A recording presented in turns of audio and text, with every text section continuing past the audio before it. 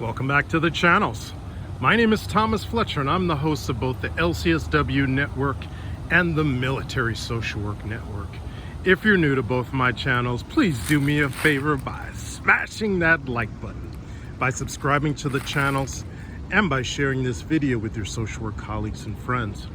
The purpose of both of these channels is to create a community of hope and support where social workers can come for relevant news, information, and inspiration. Well, welcome back to another episode of Ask a Military Social Worker. So, this video will air about a week after filming, but yesterday I received a call from my dad, and this was on the day that the first day of Operation Epic Fury and Lion's Roar, where the US and Israel took out attacks, operations, military operations on the country of Iran. So my dad obviously knows that I am a military social worker. And just friendly disclaimer before I get any deeper. This video is not being sponsored, endorsed, or promoted by any military or governmental agencies, and the views and opinions expressed in this video are mine alone. So with that, getting out of the way. So my dad, calls me and asks me, are you going to be going to war in Iran? Because again, he knows that I'm a military social worker.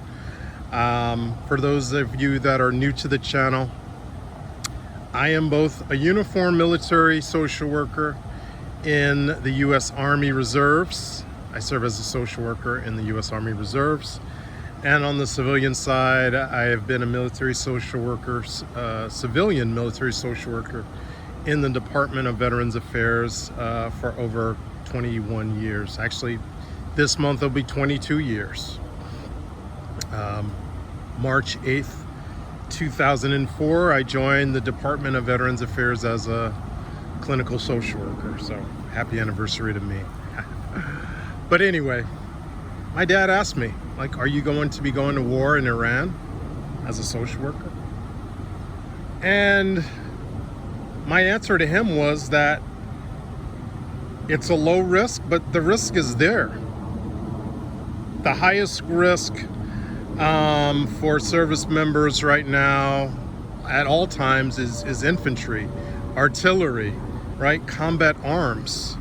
So if you serve in a combat arms branch, if you're not already over there, your unit is probably on high alert to be deploying there, right? In the combat arms. As a military social worker, you can deploy to combat zones, including Iran, Middle East. And matter of fact, I have deployed to the Middle East. Matter of fact, when I did deploy, that was about 5 years ago, right? And I did serve in, I served in all of the places that are at high alert right now to be attacked by Iran.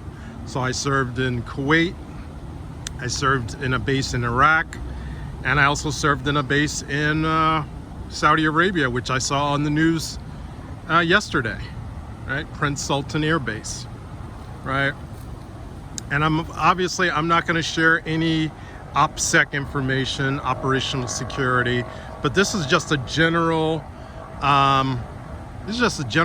information that as a military social worker,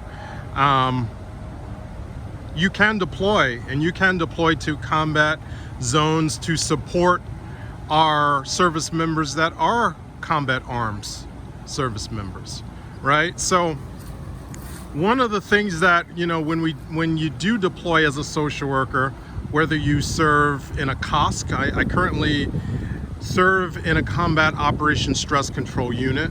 We call it COSC for short. But when I did deploy, I actually deployed with the National Guard. And so there's two models that you can fall into as a uniformed military social worker. You can either be embedded behavioral health. That's the model that the National Guard uses, meaning that you are one social worker. If you're lucky, there might be two of you. I had the fortune of serving in a National Guard unit.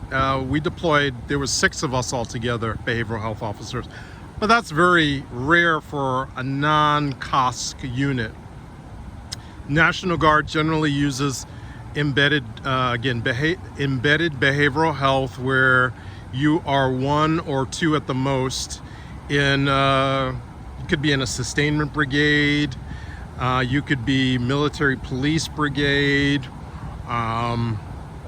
you know, you may be other units or other type of branches, right?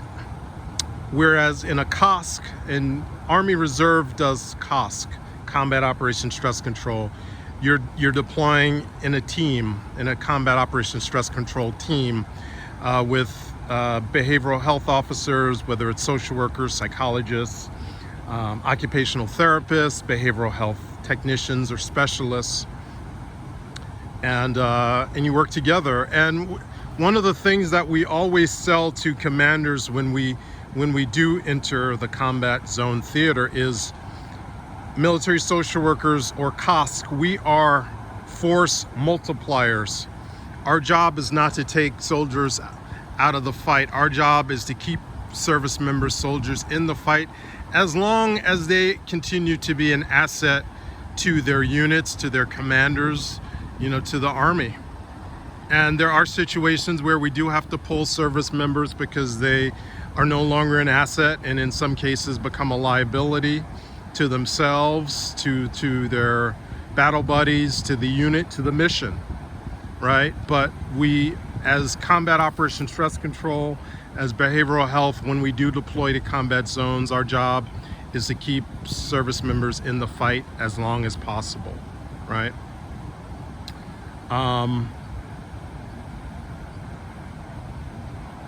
Yeah. So again, the answer to the question, do military social workers, do uniformed military social workers deploy to war, deploy to combat zone? The answer is yes. Now, the original question that my dad asked me, I can't answer that, right now. It's a possibility I could get deployed, depending on how long this current operation lasts, right? It could be over in a matter of days, it could be over in a matter of weeks, or it could turn into a full-blown another regional war that lasts for a decade or 2 decades, but as a uniformed military social worker, let me add another layer of complexity to this. So if you're a reservist, ironically, you may be more likely to deploy than your active duty counterpart. Why is this? Why would they send, why am I saying that? Well, here's the thing. As uniformed military social workers in active duty, we are providing services and care in military treatment facilities on active duty basis, right? And so that's one reason. That's actually the main reason why you're more likely to deploy to a combat zone as a reservist or as a National Guard social worker than you are as an active duty social worker. As an active duty uniformed military social worker, you may be the director of the clinic. You may be providing therapeutic services in that clinic in the military treatment facility. It's also possible that, and I've seen this more recently. I saw this at the hospital at Fort Irwin, where you have a mixture of green suiters, what we call them, which are active duty service members behavioral health. You'll have civilian behavioral health, you know, social workers, psychologists, and you may even have some contractors, you know, so you might have a mix of all three in a military treatment facility. But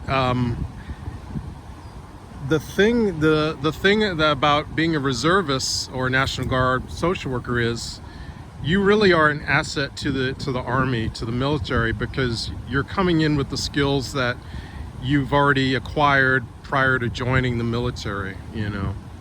And you know, as a reservist, as a National Guard service member, you may be deployed in a combat zone for 6 months, right?